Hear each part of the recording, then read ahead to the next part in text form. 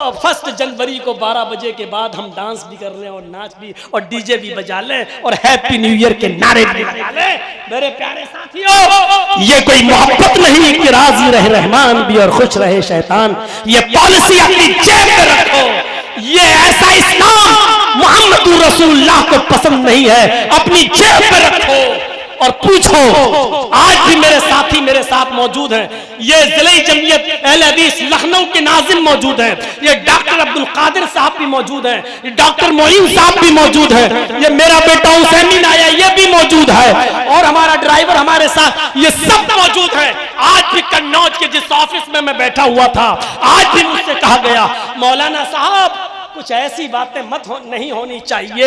आजकल मामले बहुत खराब चल रहे हैं, रिश्तेदारियों पे बहुत जल्दी फर्क पड़ता है। मैंने उनके सामने भी कहा, ये इस्लाम तुम्हें मुबारक हो, ऐसा इस्लाम तुम्हें मुबारक हो। सारी खुदाई एक तरफ, मुस्तफा का रब एक तरफ। मेरे भाइयों, वो इस्लाम इस्लामी नहीं कि जिससे सब खुश रहे।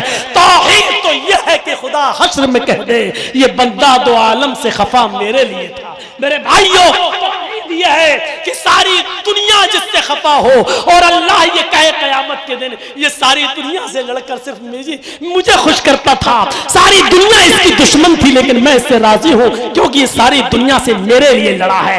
यह तौहीद का दर्स है। ये भी खुश, वो भी खुश, रहमान भी खुश, रहीम भी खुश। ये इस्लाम तुम्हें मुबारक हो। हमारा ये इस्लाम नहीं है। इस्लाम में या तो मोहम्मद रसूलुल्लाह खुश होंगे या इब्लीस खुश होगा। मेरे भाइयों, अब ये हमें और आपको पावर अथॉरिटी है। हम चाहें तो फातिमा के बाप को खुश करें या चाहें तो इब्लीस को खुश करें। ये इख्तियार हमें और आपको दिया है। इन्ना हदैनाहु नजदैन इम्मा शाकिरन व इम्मा कफूरा। हमने दोनों रास्ते तुम्हें बता दिए हैं। इस रास्ते पे चल के या तो शुक्रगुजार बन जाओ या उस रास्ते पे चल के नाशुक्रे बन जाओ, नाशुक्रे हो जाओ। हमने दोनों रास्ते तुम्हें बता दिए हैं। हुज़ैफा इब्ने यमान ने वही काम किया जो यहाँ मोहम्मद इब्ने सलमान ने किया। कहा नहीं, अपना खाना अपनी जेब में रखो, नहीं खाना मैं जा रहा हूं, रुक जाओ। ठीक है, आओ तुम भी मेरे तख्त पे बैठ जाना, पहले खाना तो खा लो। शर्त मान ली, तौहीद के साथ समझौता नहीं। इस्लाम ईसाइयों के दरबार में आने के बाद झुकेगा नहीं। खाना खाया गया। अब सुनो, जमीन पर बिस्किट गिर जाए ना, चिप्स गिर जाए ना, केक गिर जाए ना, बेटा क्या कर रहे हो, जमीन से मत उठाओ। गिर गया पड़ा रहे हो बेटा, जमीन से मत उठाओ। और सुनो चौधरीओ, सुनो सरमायादारों, अल्लाह ने दौलत दी है तो उसकी कदर करो।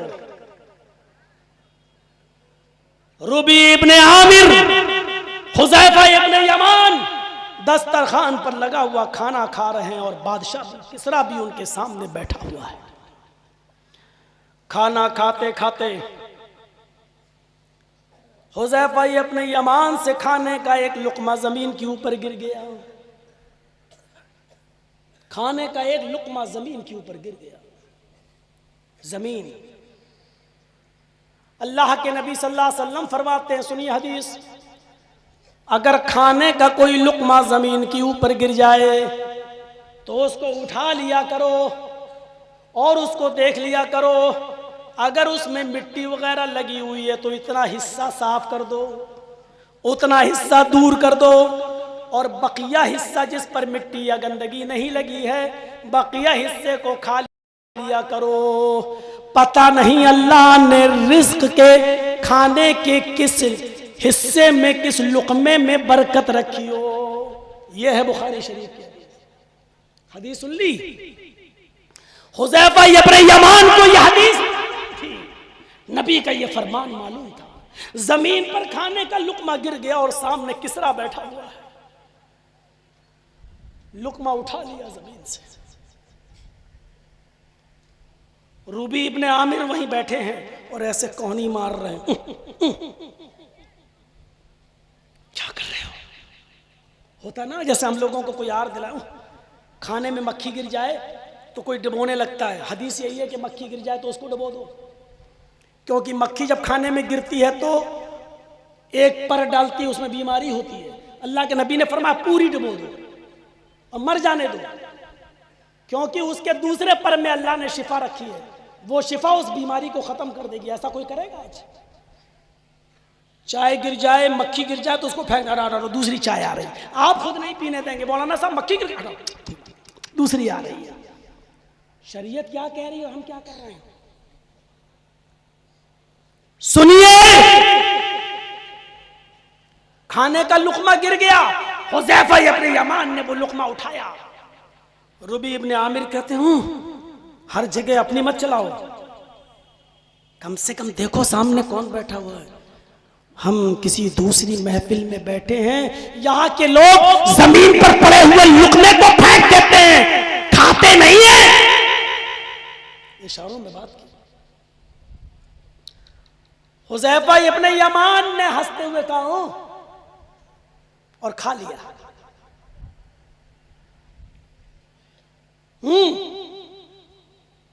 हाय हाय। और बादशाह के सामने फरमाया, और सुनो हुज़ैफा इब्न यमान ने क्या कहा, अपनी शादी में मनोगोश्त बर्बाद करने वालों, जरूरत से ज्यादा पकाने वालों, फिक जाए बर्दाश्त, लेकिन गरीबों को दावत देना मंजूर नहीं।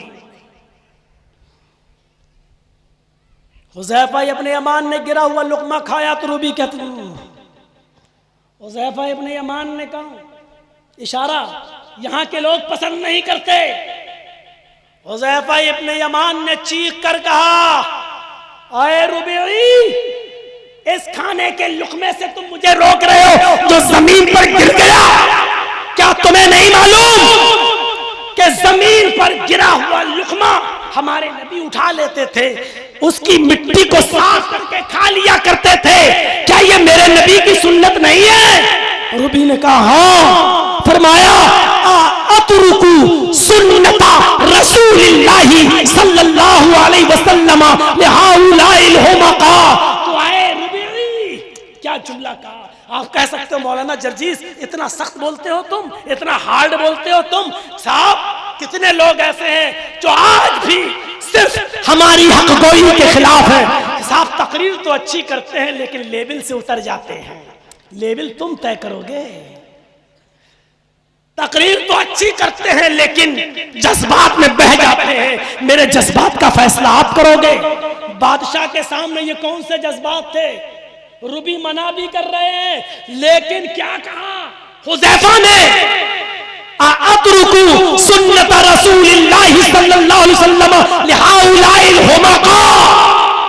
उलमा जानते हैं अरबी जबान में अहमक के माना पागल के, अहमक के माना बेवकूफ के, और उसी का प्लूरल आता उसी की जमा हुमका। क्या फरमाया, आए रुबई, जब हमारे नबी जमीन पर पड़ा हुआ लुकमा उठाकर खा लिया करते थे तो मैं ऐसा क्यों ना करूं? क्या मैं इन बेवकूफों के लिए, बादशाह के सामने बादशाह से कह रहे हैं, क्या मैं इन बादशाहों, इन बेवकूफों के लिए, इन पागलों के लिए, इन पागलों की वजह से, इन बेवकूफों की वजह से अतरुकु सुन्नत रसूलिल्लाह, क्या मैं रसूलुल्लाह की सुन्नत छोड़ दूं? क्या मैं रसूलुल्लाह की सुन्नत छोड़ दूं इन पागलों के लिए, इन बेवकूफों के लिए? ये थे हमारे सहाबा, ये थे हमारा ईमान, ये था रसूल की सुन्नत से मोहब्बत करने वालों का जज्बा। कि बादशाह के सामने और किसरा के सामने कह रहे हैं, तुम तो मौलवियों के सामने भी सुन्नत रसूल पर बुलडोजर चलाते हो यार। तुम तो मौलवियों के सामने सुन्नतों पर छुरियां चलाते हो दोस्तों। तुम तो शादियों में पर्दे के ताल्लुक से, अभी आपने कासमी साहब की बड़ी मुफस्सल तकरीर सुनी, कौन अमल कर रहा है, कौन देख रहा है, क्या किया जा रहा है,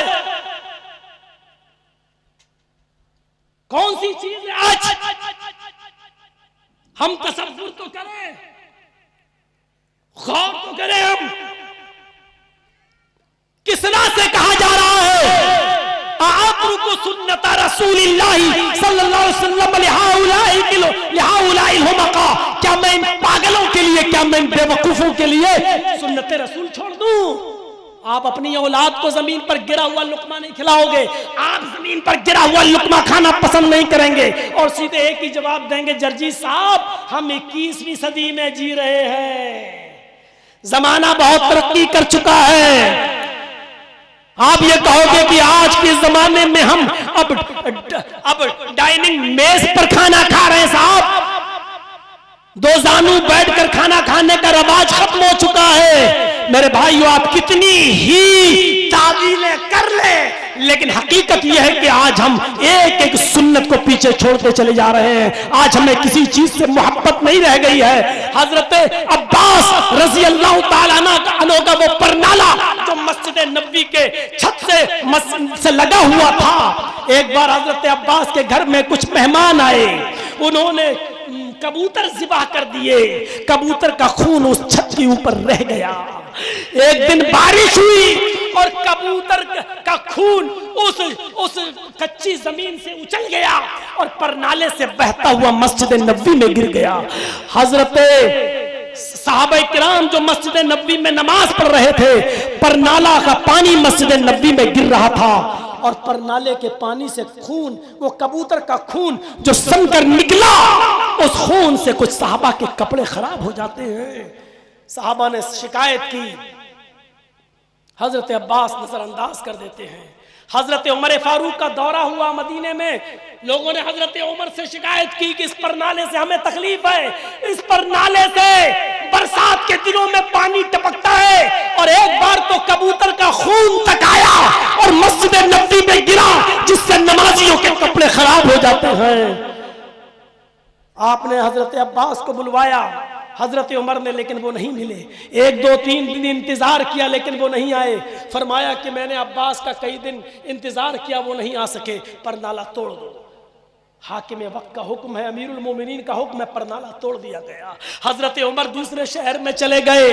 मदीने की अदालत में गवर्नर थे, हाकिम थे उबई इब्न काब। हजरत अब्बास ने देखा मेरा परनाला तोड़ दिया, पूछा किसने? कहा साहबा ने। किसके हुक्म से? उमर फारूक के हुक्म से। हजरत उबई इब्न काब ने अमीरुल मोमिनीन के खिलाफ मुकदमा दायर कर दिया। हजरत अब्बास ने उबई इब्न काब की अदालत में नोटिस चाहता है। हजरत उमर को कोर्ट में हाजिर होना पड़ा, मदीने की अदालत में हाजिर होना पड़ा। हजरत अब्बास भी हाजिर होते हैं। हजरत उमर फारूक को इस कटघरे में और हजरत अब्बास को इस कटघरे में खड़ा किया जाता है। पूछा जाता है, हजरत उमर से कहा जाता है कि बताइए। कहा सुनिए, मैं अमीरुल मोमिनीन उमर फारूक। आवाज आती है उबई इब्न काब की अदालत से, मैं यहाँ का हाकिम हूँ, जज हूँ और इस अदालत में सब मुजरिम की हैसियत से आते हैं। आपकी जबान से अमीरुल मोमिनीन का जुमला अच्छा नहीं लग रहा है, आप उस जुमले को वापस लीजिए। अगर आपने अमीरुल मोमिनीन से खिताब किया तो फिर मैं फैसला नहीं कर पाऊंगा, मुझे ईमानदारी से फैसला करना है। इसलिए अमीरुल मोमिनीन नहीं, अभी आप एक मुजरिम की हैसियत से आए हो, क्योंकि आपके खिलाफ अब्बास ने मुकदमा दायर किया है और अभी आप नहीं बोलेंगे, पहले मुद्दई बोलेगा जिसने मुकदमा दायर किया है। आए अब्बास बताओ क्या बात है? हजरत अब्बास ने कहा, हजरत उमर ने हमारे परनाले को बगैर इजाजत के तोड़वा दिया। कहा आए उमर अब तुम बोलो। हजरत उमर ने कहा मैंने इनका 3 दिन इंतजार किया, ये नहीं आए, तब तोड़ने का हुक्म दिया। इनके परनाले से सहाबाए किराम जो मस्जिद में नमाज पढ़ने आते थे उनके कपड़े गंदे होते थे, छींटे पड़ती थी, नमाज में डिस्टर्ब होता था, इसलिए मैंने वो परनाला तोड़ दिया। आए अब्बास कुछ कहना चाहते हो? नहीं, जो बात थी वो मैंने कह दी। आए उमर कुछ और? नहीं, जो बात थी वो मैंने बता दी। थोड़ी देर के बाद उबई इब्न काब की अदालत से फैसला आता है। आए उमर, ये फैसला तुम्हारे हक में किया जाता है, तुम अमीरुल मोमिनीन हो, इस इलाके के हाकिम हो, और इनके परनाले से सहाबा को तकलीफ होती थी नमाज पढ़ने में। परनाले का पानी और गंदगी इसी परनाले से मस्जिद में गिरती थी, इसलिए आपने परनाला तोड़ने का हुक्म दिया। इनके 3 दिन इंतजार करने के बाद ये नहीं आए तो आपने कोई गलत कदम नहीं उठाया, आपने बिल्कुल सही किया। दोनों लोग निकल गए, दोनों गले मिलते हैं। हजरत अब्बास ने खुलकर खुले दिल से हजरत उमर फारूक का स्वागत किया। हजरत उमर ने कहा, मैंने तुम्हारा दिल दुखाने के लिए परनाला नहीं तोड़ा, मैंने इसलिए तोड़ा क्योंकि उसके पानी से सहाबाए किराम के कपड़े खराब हो रहे थे। हजरत अब्बास ने कहा, मुझे कोई एतराज नहीं, जज साहब का फैसला मैंने मान लिया, मुझे तकलीफ इस बात की नहीं कि मेरा परनाला तोड़ा गया, लेकिन अमीरुल मोमिनीन मुझे तकलीफ इस बात की है कि ये परनाला वो परनाला था, इस परनाले को इस जगह बनाने का हुक्म जनाब मोहम्मद रसूलुल्लाह ने दिया था। और मैं नबी का चचा हूं, मैं मोहम्मद रसूलुल्लाह का चचा हूं। और अल्लाह के रसूल ने मुझसे कहा था कि अब्बास इस जगह पर तुम परनाला बनाओ, मैंने नबी के हुक्म के मुताबिक यहाँ परनाला बनाया था। मुझे तकलीफ इस बात की नहीं कि वो परनाला तोड़ दिया गया, मुझे तकलीफ इस बात की है कि आपने उस परनाले को तोड़ा है जिस परनाले के बनाने का हुक्म जनाब मोहम्मद रसूलुल्लाह ने दिया था। हजरत उमर ने ये सुना तो वही आंखों में आंसू आ गए, रोने लगे, गिड़गिड़ाने लगे। उबय इब्न काब से कहते हैं, अब आपने फैसला गलत सुना दिया है, उतरिए आप कुर्सी से। हजरत उमर उस कुर्सी पर बैठते हैं और कहते हैं कि अब सच्चा फैसला मैं सुनाता हूं, परनाला उसी जगह पर बनेगा जिस जगह से मैंने तुड़वाया है, और अब्बास मुझे सीढ़ी बनाएगा, मेरे कांधों पर सवार होगा, और वो अब्बास मेरे कांधे पर खड़े होकर उसी जगह परनाला बनाएगा जिस जगह से परनाला मैंने गिरवाया है। क्योंकि ये परनाला कोई मामूली परनाला नहीं था, ये वो परनाला था जिसको मोहम्मद रसूलुल्लाह ने बनवाया। उमर की क्या मजाल जो उस परनाले को गिरा सके, उसको तोड़ने का हुक्म दे सके। और फिर सारे जमाने ने देखा हजरत अब्बास हजरत उमर के कांधों पर सवार हुए और उसी जगह परनाला बनाया जिस जगह से तोड़वाया था। ये मोहब्बत का कौन सा मयार था, ये मोहब्बत का कौन सा पैमाना था